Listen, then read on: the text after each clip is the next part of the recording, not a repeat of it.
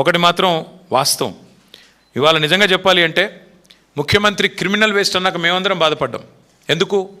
ఇదే ఇంజనీర్లు కదా ఇవాళ తెలంగాణలో చదువుకున్న ఈ పిల్లలే కదా ఎక్కడో అమెరికాలో కూడా రాణిస్తూ ఉన్నారు. ఎక్కడో అమెరికాలో ఐటీ రంగంలో ఇవాళ మన పిల్లలు ప్రపంచాన్ని శాసిస్తూ ఉంటే ఆ ఇంజనీర్లను పట్టుకొని ఇవాళ తెలుగు రాష్ట్రాల పిల్లలందరూ హైదరాబాద్లో చదువుకున్న వాళ్ళు లక్షల మంది ఉన్నారు అమెరికాలో. వాళ్ళందరూ క్రిమినల్ వేస్టా? వాళ్ళు చదువుకున్న డిగ్రీలు నిష్ఫలమా? ఏది క్రిమినల్ వేస్టు? 89 కేసులు, అత్యధిక క్రిమినల్ కేసులున్న వ్యక్తిని ముఖ్యమంత్రి చేయడమే క్రిమినల్ వేస్ట్.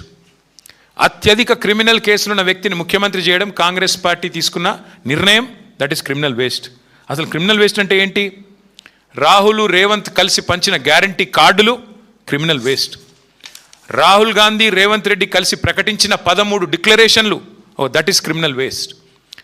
కరువు టైంలో 100 టీఎంసీల నీళ్ళని కిందికి వదిలేయడం, దట్ ఈస్ క్రిమినల్ వేస్ట్.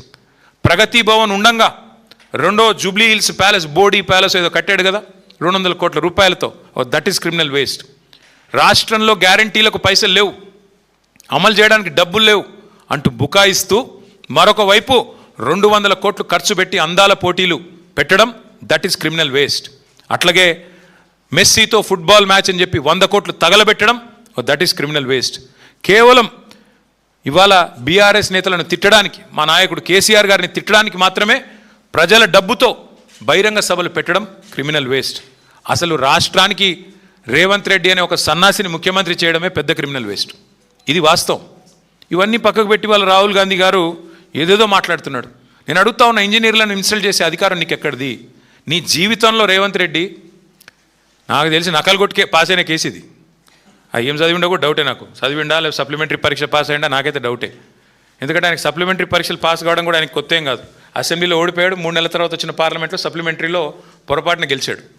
ఏం చదువుకున్నాడో ఎవరికి తెలియదు. ఆయన ఇవాళ మాట్లాడుతున్నాడు చదువుకున్న వాళ్ళ గురించి. ఏం మాట్లాడతాడు?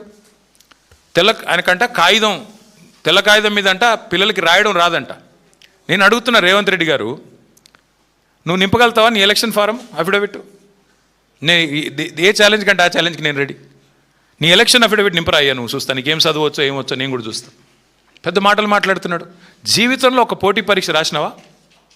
ఒక్క పోటీ పరీక్ష ఏదన్నా కాంపిటేటివ్ ఎగ్జామ్ పొరపాటున ఎప్పుడన్నా జీవితంలో ఒక ఇంటర్వ్యూకి అటెండ్ అయినావా? ఏం తెలుసు నీకు పిల్లల గురించి?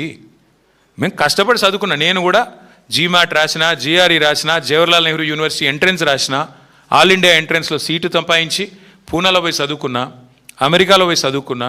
ఎంతసేపు ఏడుపులు తప్ప వేరే వాళ్ళ మీద. ఒక్క ఇంటర్వ్యూ అటెండ్ అయిన ముఖమా నీది? ఒక పోటీ పరీక్ష రాసిన ముఖమా? పోనీ ఒక అప్లికేషన్ రాసే తెలివి ఉందా? నకలు కొట్టి పాస్ అయినవి గోడల మీద సున్నలు వేసుకుని బతికినోడివి. నీకే ఇంత ఉంటే మరి పిల్లలకి ఎంత ఉండాలా? ఇవాళ ఎవరయ్యా కట్టేది? ఇవాళ ముఖ్యమంత్రి గారు రయ్యమని తిరుగుతున్న ఫ్లైఓవర్లు కట్టింది ఎవరు? ఇంజనీర్లు కదా. హైదరాబాద్లో 42 ఫ్లైఓవర్లు కట్టింది ఎవరు? ముఖ్యమంత్రి కూర్చుంటున్న సచివాలయ భవనం కట్టింది ఎవరు? తెలంగాణ ఇంజనీర్లు కదా. ఇవాళ మీరు కదా ఇప్పుడు ఈ నిమిషం మనం మాట్లాడుతున్న ఈ నిమిషంలో ఎల్లంపల్లి నుంచి పైకి రివర్స్ పంపింగ్ ద్వారా ఇవాళ నీళ్లు లిఫ్ట్ చేస్తూ ఉన్నాం ఎస్ఆర్ఎస్పికి. ఎవరు చేసింది? అది ఇంజనీర్లు కదా. ఏం మాట్లాడుతున్నాడు ముఖ్యమంత్రి? మీ వెనకాలే ఉంది ఇక్కడ మీరు కూర్చునే కమాండ్ కంట్రోల్ సెంటర్, కట్టింది ఇంజనీర్లు కదా. అందుకే నేను అంటున్నా, ఈ మూర్ఖపు మాటలు ఎన్ని కట్టిన ఇంజనీర్లకి నాకు రేవంత్ రెడ్డి గారికి నేను చెప్పేది ఒకటే, ఈ ఇంజనీరింగ్ విద్యార్థులకు కట్టడాలు తెలుసు, మీకు సమాధి కట్టడం కూడా తెలుసు. మీ పార్టీకి, మీ అంటే ఆయనకి కాదు, మళ్ళీ మీరు వేరే అనుకున్నారు, మీ పార్టీకి సమాధి కట్టడం కూడా ఆ పిల్లలే తప్పకుండా చేసి చూపెడతారు.